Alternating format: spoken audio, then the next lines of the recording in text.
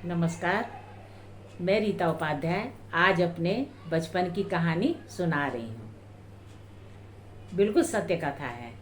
मैं पहाड़ के पास रहती थी। मेरी 4-5 हम उम्र सहेलियाँ थीं। हम लोग का प्रिय खेल था। रोज़ हम लोग पहाड़ के पास जाते और ज़ोर ज़ोर से चिल्लाते, किसी का भी नाम लेके। जैसे मैं बोलती राधा तो प्रतिध्वनि लौट कर आती राधा राधा राधा। कोई मेरा नाम लेकर बुलाती तो प्रतिध्वनि लौट कर आती रीता रीता रीता।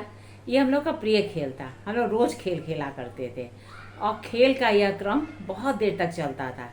कभी कभी शाम हो जाती थी, 2 घंटे 3 घंटे बीत जाते थे और हमें बड़ा ही आनंद आता था।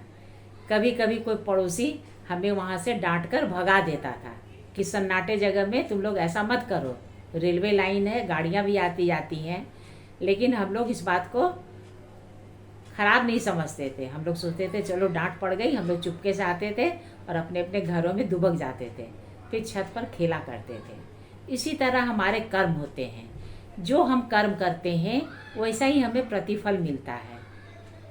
लोग कहते हैं यदि हम बुरा कर्म करेंगे तो अगले जन्म में हमें उसका प्रतिफल भोगना पड़ेगा। अगले जन्म में नहीं, इसी जन्म में सब भोगना पड़ता है। कर्म का प्रतिफल हमारे पास लौटकर बार बार आता है। जैसा कर्म करिए वैसा ही फल भोगिए। मैं बिल्कुल सत्य कथा इस संदर्भ में आपको सुना रही हूँ। बात उन दिनों की है जब मैं स्कूल में सेवा किया करती थी। मेरी एक सीनियर थी। वो हम लोगों की काम की समीक्षा किया करती थी और अधिकारियों तक रिपोर्ट दिया करती थी। उनका एक काम ये भी था, हम लोग की कॉपियाँ देखना और जो हम लोग रिपोर्ट कार्ड बनाते थे उसकी क्रॉस चेकिंग भी करना। तो हर बात को प्रायः बढ़ा चढ़ा के ही अधिकारियों तक बात पहुंचाती थी। एक बार की बात है, वार्षिक परीक्षा हुई और रिपोर्ट कार्ड मैं तैयार कर रही थी। वे मेरे पास आई और बोली कि मैडम लाइए, मैं आपका रिपोर्ट कार्ड देखूंगी। मैंने आगे बढ़ा दिया।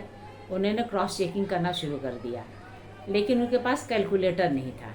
उन्होंने कहा कि मैडम मेरे पास कैलकुलेटर नहीं है। मैंने कहा मेरे पास है, बिल्कुल नया था। मैंने उनकी तरफ बढ़ा दिया। वे क्रॉस चेकिंग करने लगी।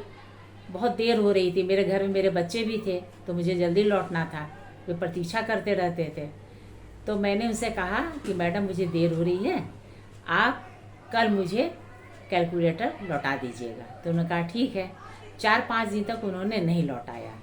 फिर मुझे कैलकुलेटर की आवश्यकता हुई। मैंने कहा कि मैडम मेरा कैलकुलेटर मुझे लौटा दीजिए, मुझे ज़रूरत है।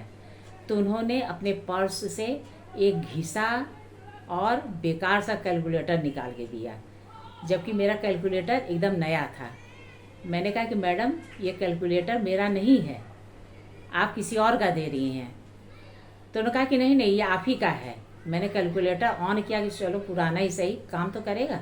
लेकिन वो काम भी नहीं कर रहा था, ख़राब कैलकुलेटर था।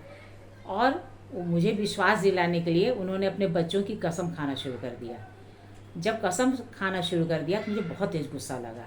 मैंने उठाकर कैलकुलेटर को एक डस्टबिन में फेंक दिया जो वहीं पर रखा हुआ था। लेकिन उन पर कोई असर नहीं हुआ, क्योंकि वो दूसरों का चीज़ मारने में बहुत ही माहिर थे। मैंने कहा जाने दो, बात आई गई, ख़त्म हो गई, मैं दूसरा कैलकुलेटर ले लूँगी।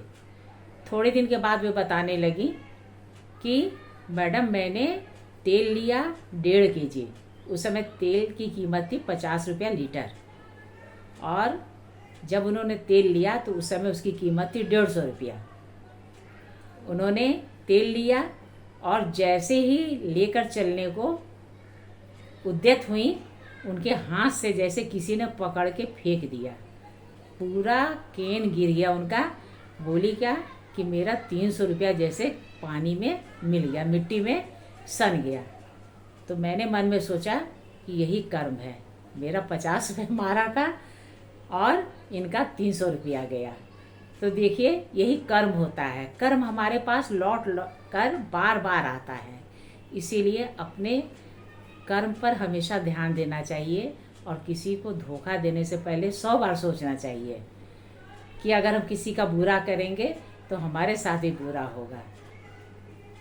अपनी आत्मा की आवाज़ पहचानिए और लोगों के साथ सदैव ईमानदार बने रहिए। कहिएगा ये छोटी सी कहानी आपको कैसी लगी।